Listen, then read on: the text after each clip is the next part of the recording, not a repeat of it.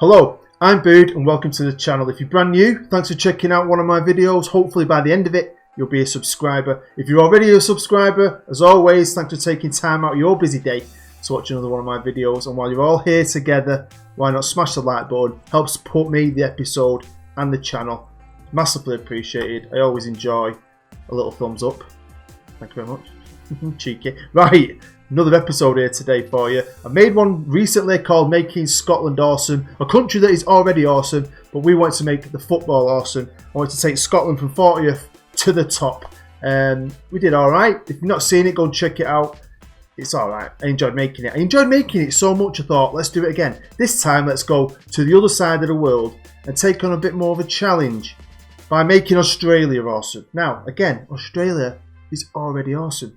But when it comes to football, it's not so important. Now, I've got a friend who's Australian, lives in Sydney, and he says football is probably the fourth most popular sport in Australia, behind Aussie rules, cricket, rugby.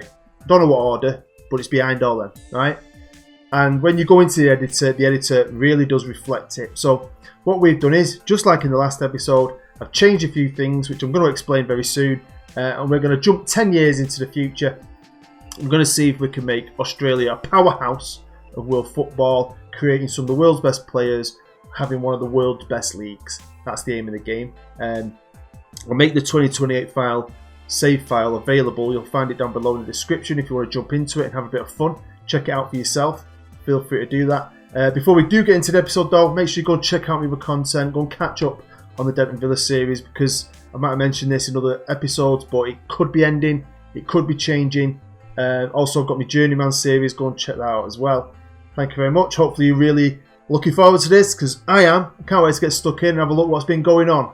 So let's get started. Well, welcome to Australia. It's 2018 and this is a standard database, a standard game, just so we can show you what it is before we jump forward and we'll see if the things I've changed can take effect. Now, just like Scotland, I've done pretty much the same, but I've had to do a few extra things with Australia to make them compete with the rest of the world. Now, with Australia, their main league has a salary cap, like the MLS. So I've had to remove a salary cap, you have to rebuild the nation completely. So I've had to remake the league and its cup. I've tried to make it as accurate as possible-ish. It's just a standard league now. I don't know what, you used to have a different regular season, another part. It's just a standard league with the same teams in it. You win the league, you win the league. No relegation. There's a cup. The league starts and ends the same time, roughly, as it did originally. The prize money's gone up. I think there's more games on TV. The rules might be changed when it comes to being discipline rules. But I wanted to do that because I want the clubs to use the money to not only keep their infrastructure at a top level to help produce and attract good players. I want to be able to bring good players into Australia. Why not? I want to make them awesome. So, not only have I done that, we've upgraded the youth rating in Australia, which was pretty low, and we've put it to the max, which is 200, which means it should produce good regens. Also, each country in the editor on the game has a game football importance rating. So the game can tell if a country's a footballing country or not. And Australia's wasn't very important, so it's now very important. Say England or Germany, it's classed as very important. But you go on Australia, and I think it was good. It wasn't very important anyway. So it's now very important.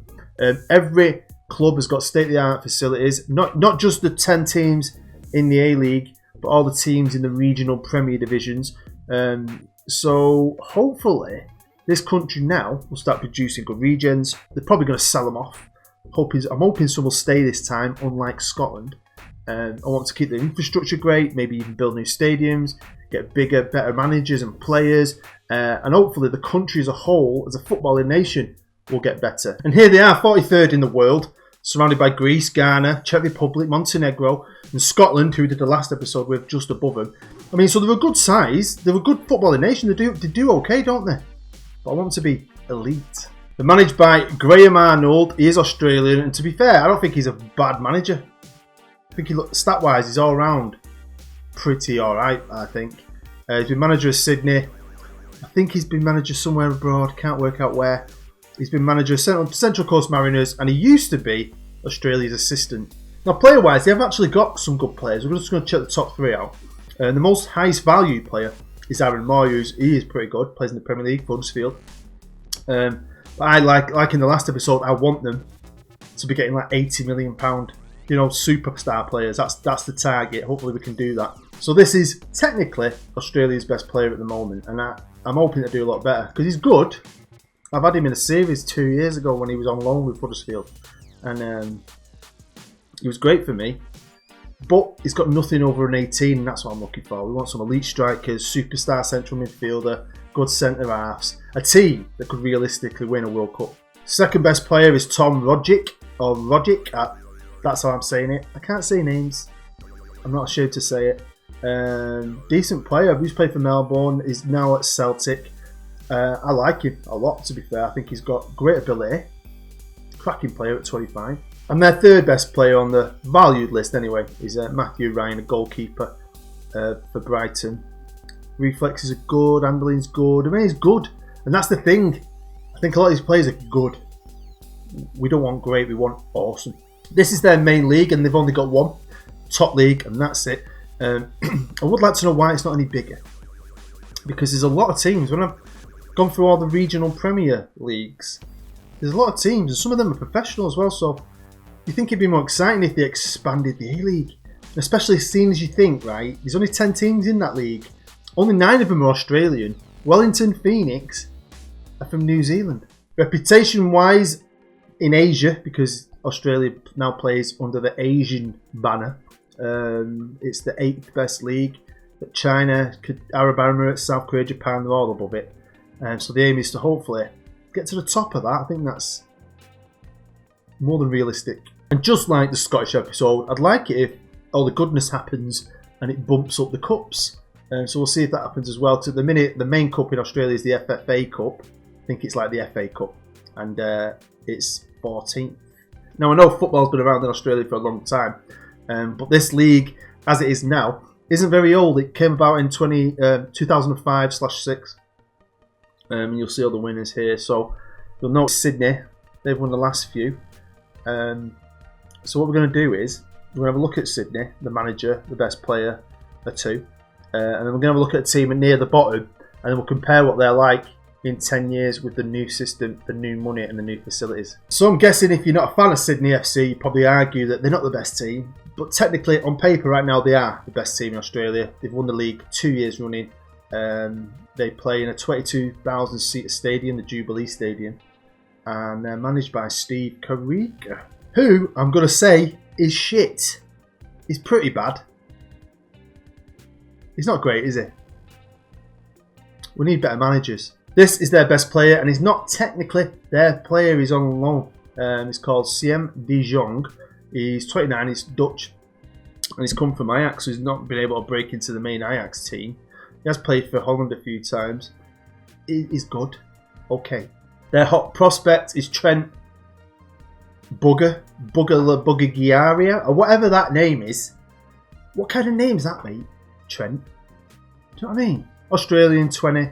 Right winger, can play up front, and if he's a hot prospect, there's nothing going on. Australia's doomed. So the team I've picked to be nearer the bottom is Wellington Phoenix for a few reasons. One, because they're from New Zealand, which is awesome.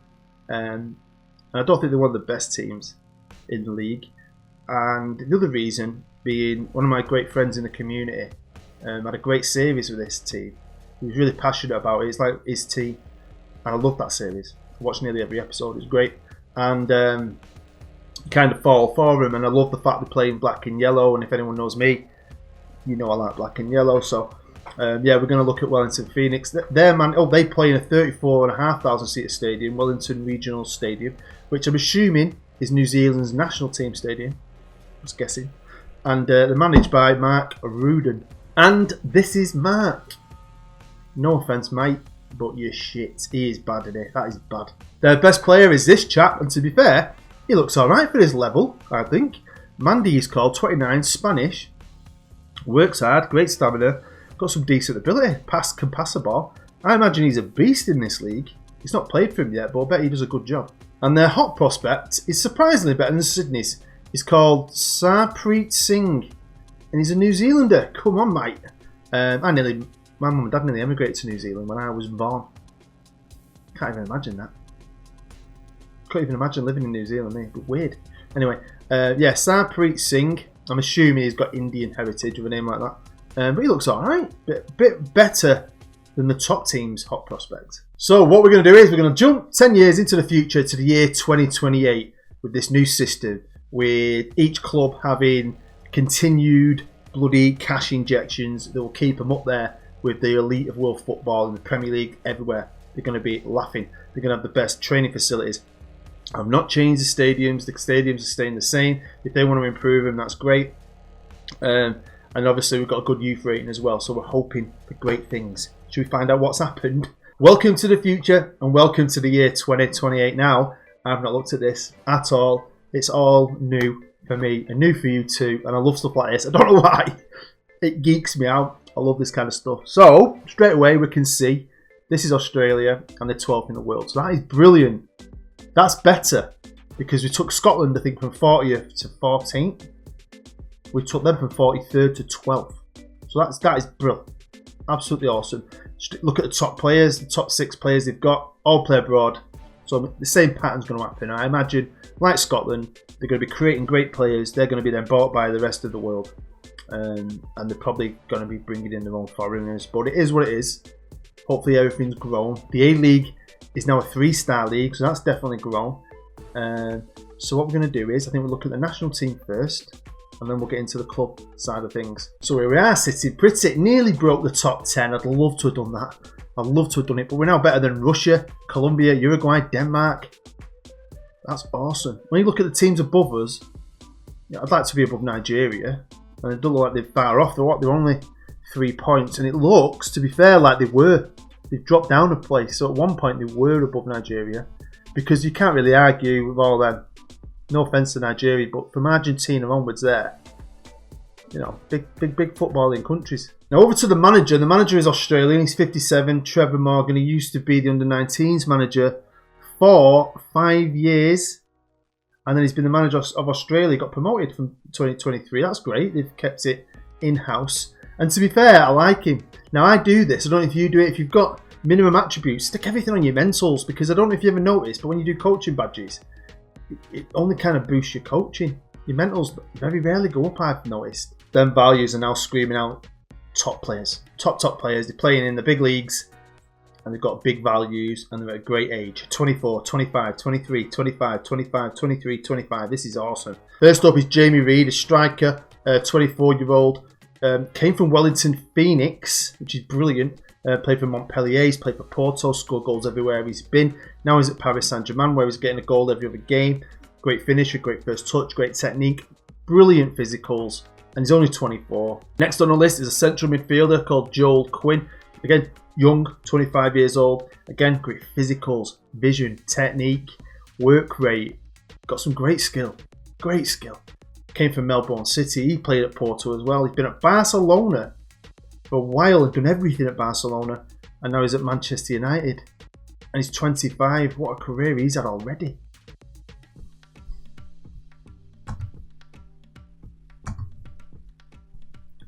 Next we have Chris Holden, 23 years old, another striker, and someone who's probably got a year left of improvement, or you can improve him. But even then, he's still great. Look at his physicals. Finishing 17, great first touch. Off the ball 17, composure's good as well, I like him. Played for Sunshine Coast, and he went to somewhere I've never heard of them, the Tigers. Played for Zenit in Russia, and now he's at Chelsea. He's only 23.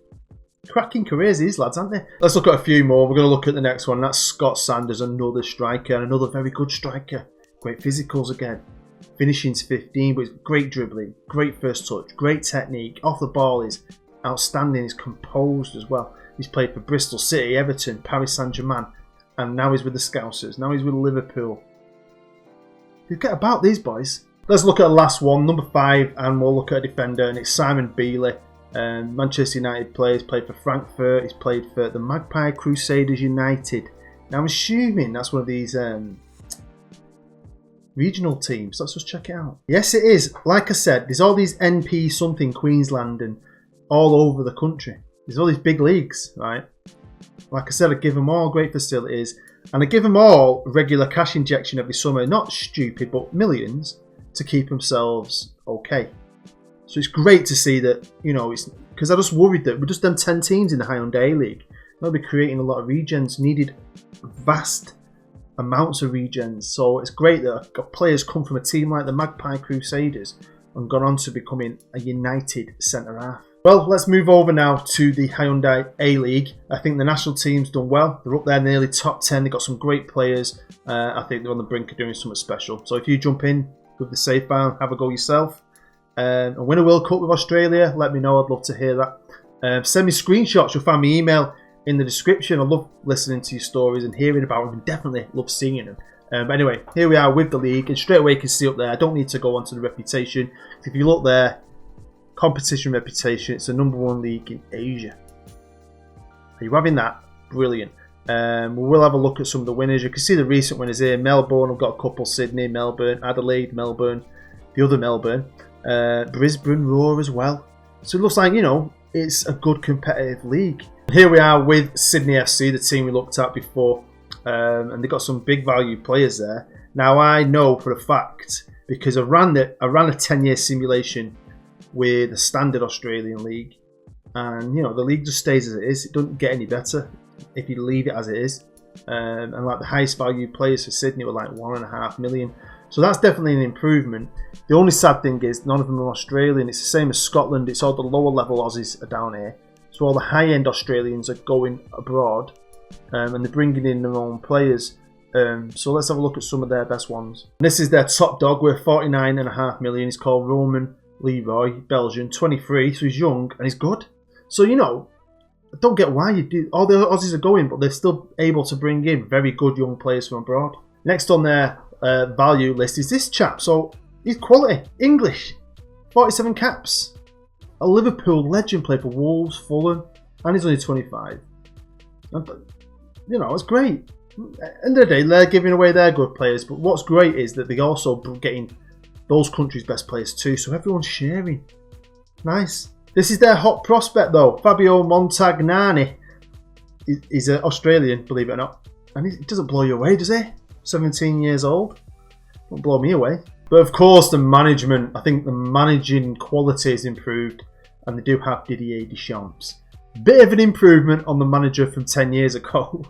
He's 59 years old, legendary player, brilliant manager with great attributes. Over to the Wellington Phoenix, and they are one of the smaller teams, and disappointingly, they haven't really got that many great players. I mean, if I was you and I was going to download the safe file and have a go, I'd go here, because every team in this league gets equal individual TV deal. There's no league TV deal. I didn't put one in place. Each club gets same amount of money, which is 50 million every summer guaranteed. And every club gets a commercial income of 250. Now, if you ever play and you always wonder why City are rich, why does City always have, Manchester City, always have 200 million? It's because in the editor, in the game itself, they are programmed to have a commercial income of 200 million guaranteed. That's injected into that club every year. So that's what I've done with this. Every team gets, they get 250. So you guaranteed 300 million a summer every summer. There's no reason why you couldn't come in, take over Wellington, say, right, Australia, the New Zealand boys are coming. And let's just check out their best player. We're not going to look through too many. And it is Jean-Christophe Aupetit. What a name. 21, French. And to be fair, I like him. I think he looks good. And manager-wise, I'm pretty impressed. They've got a young manager, 39-year-old Nito. Only played once for Brazil. And he's a great goalkeeping coach. I think he's a good manager, so I like that. What I also like is the fact that the FFA Cup is now the best cup in Asia. Easily. Better than the by the way, I love Japan's cup. The Japanese Emperor's Cup. Great name. And who's been winning it all these years? Well, it started later than the league. So where did we start here? Did we start here? I think it was, yeah. So Melbourne got the first. I like that Wellington Phoenix won one. Well done. That's awesome. Let's have a look at some of the managers in this league. See if we recognise any names here, because obviously we saw that Deschamps is here. So you've got Leonardo Jardim, who pretty good, isn't he? Chris Coyne, Australian. I wouldn't say he's very good, so he's lucky to have that job. Harry Kewell, Australian legend, who's a brilliant manager. Look how good he is. Future manager of Australia. Paulo Sousa, Melbourne, great manager on here. A lot better than the quality he had originally. Marcelo Gallardo, great manager. Look at his man management and motivating. He's a beast. Argentinian. Got Adam Piddick. Mark Rudan. Wasn't he that? How's he still about? Didier Deschamps, Nito obviously, and then the last fella here, he's alright, isn't he? So that's definitely improved as well, so that's good. When it comes to infrastructure, only one team's built a new stadium, and that is Adelaide United. And they've built the originally named Adelaide United Stadium, which is a 27, nearly 28,000 capacity. It's got undersoil heating. Do you need undersoil heating in Australia? Now we're here on a player search for young Australian players up to a maximum age of 21. I just want to see, is there any good youngsters knocking about? So I'm going to have a look. I'm going to share some with you. First up is Douglas Francis. Started life at Adelaide United. He's been at Bayern. Didn't really get in the team. Ended up going to Wolfsburg. He's only 21 years old. Defensive midfielder who looks great to me. I think he could become a great player. Next up we've got Michael Shepherd, who is still in Australia, thank God. Right back. I think good tackler, good physicals. 19, so he's got loads of room for improvement. He's played for a few teams, to be fair. I don't know how, but he has. He's been about. These players don't stay in the same place for long. Next player I want to show you is Jake Thompson. Now he plays for the Melbourne Knights. He used to be at Melbourne City, but he's gone to the Melbourne Knights, who play in the regionals, right? I think he's pretty good. He's only 19. He won't stay there for long. He'll be back in the A-League or abroad at some point, because I think he's got all the basis to become a great player. Next player I'm going to show you is called Matt Kleinhans. He's 21, Australian, and he plays in the Northern National Premier Division for New South Wales, I think it is. This shows you, right? And I've looked at loads of them. I can't show you them all. We'll be here all day. But there's a lot of young talent knocking about the regionals, right? That you could either get into the A-League and do something with, I think. I mean, when you think he's only valued at 725 grand, there's some players down there, you know, you could jump in. If you're looking for something different, jump into 2028 into Australia and have a lot of fun with this save, I think.